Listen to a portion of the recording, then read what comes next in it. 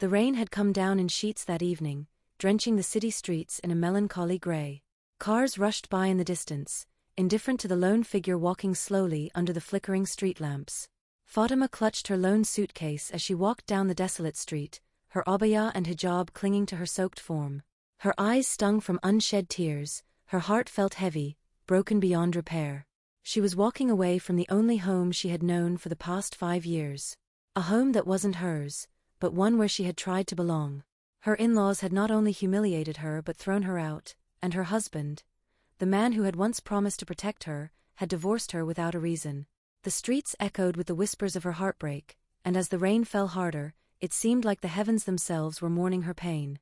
But it wasn't just the divorce that broke her, it was the injustice, the cruel, cold way in which everything had unfolded, leaving her stripped of her dignity and hope. As she walked, her hands tightened around her luggage, knuckles white from the effort. She didn't know where she was going, but she kept walking. The world felt vast, empty, and cruel. Every step felt heavier than the last, her feet dragging through the puddles on the ground.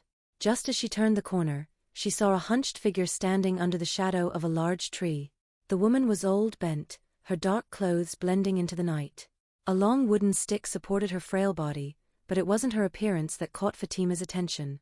It was the way her eyes gleamed unnaturally in the dim light, the way she seemed to be waiting for her.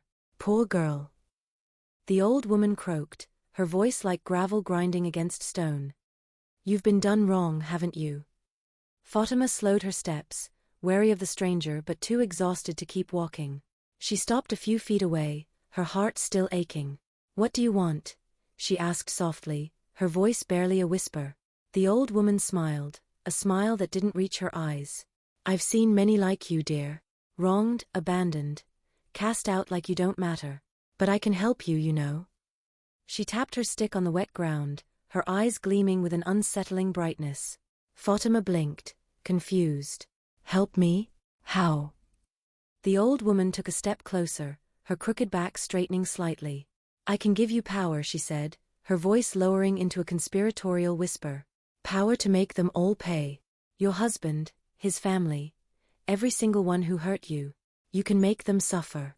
You can make them beg for mercy, and then you'll have the justice you deserve."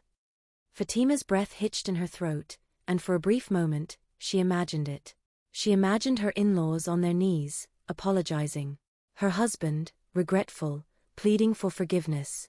She imagined their faces twisted in pain, begging for mercy. But then she shook her head, the thoughts vanishing as quickly as they came. "How?" she asked again, her voice trembling. "Magic, dear," the old woman replied, her smile widening into something more sinister. "Magic. The kind that bends people to your will.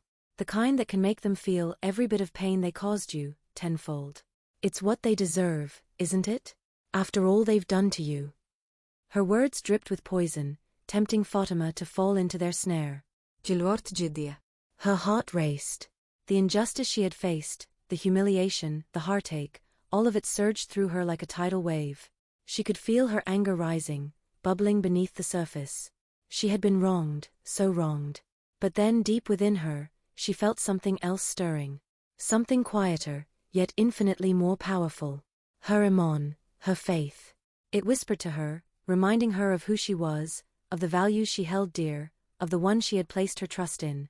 Fatima looked up at the old woman, her heart pounding in her chest, her pulse thudding in her ears. "No," she said quietly at first, then louder. "No." The old woman frowned, her smile fading. "What do you mean, no?" Fatima straightened her back, her voice gaining strength. "I won't use magic to hurt others, no matter what they did to me." Her eyes met the old woman's, and she could feel the weight of her faith steadying her heart. "You're talking about the kind of magic that leads straight to hell. You want me to follow the footsteps of Shaitan, but I won't." The old woman's expression twisted with annoyance. "Do you really think your God will give you justice? Where was he when you were thrown out into the streets, humiliated and abandoned? Do you think he'll save you?" "Yes," Fatima replied firmly, her voice unwavering. "Allah is Al-Adil, the most just. He will serve me justice. Not you. I don't need your darkness to find my way. You are nothing but a deceiver." The old woman glared at her, eyes narrowing into slits. You'll regret this, she hissed. You'll see. I will find others. Others who are weak and desperate, not like you. Fatima met her gaze with calm, unshaken faith. Do what you want. I won't be tempted by your lies. May Allah protect me and all those you try to deceive. She turned on her heel and walked away, her steps steady and resolute. The old woman stood in the rain, watching her go, the shadows seeming to grow darker around her. You'll come back, she muttered under her breath. They always come back. But Fatima didn't look back. As she walked away, she whispered under her breath, Hasbunallahu wa ni'mal wakeel. Allah is sufficient for me, and He is the best disposer of affairs. Strich.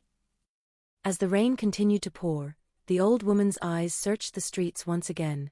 It wasn't long before she spotted another figure, a young woman sitting on a bench, weeping into her hands. The old woman's lips curled into a wicked smile. There's always someone, she whispered to herself, as she made her way toward her next victim. But for Fatima, the storm began to clear. Though the night was still dark and her heart still ached, she felt lighter, knowing that she had placed her trust where it belonged, in the hands of the most merciful, Strich.